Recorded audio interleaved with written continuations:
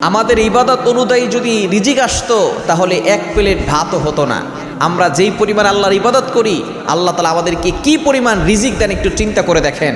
আমরা নামাজ পড়লে আমাদের কেরাত ঠিক হলে রুকু ঠিক হয় না, রুকু ঠিক হলে সেজদা ঠিক হয় না। নামাজের ভিতরে আমরা কত ভুল করে থাকি।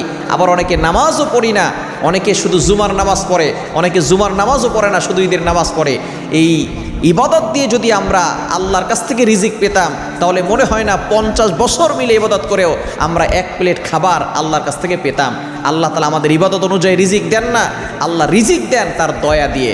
আল্লাহ তাআলা বান্দার উপরে দয়া করে রিজিক দেন।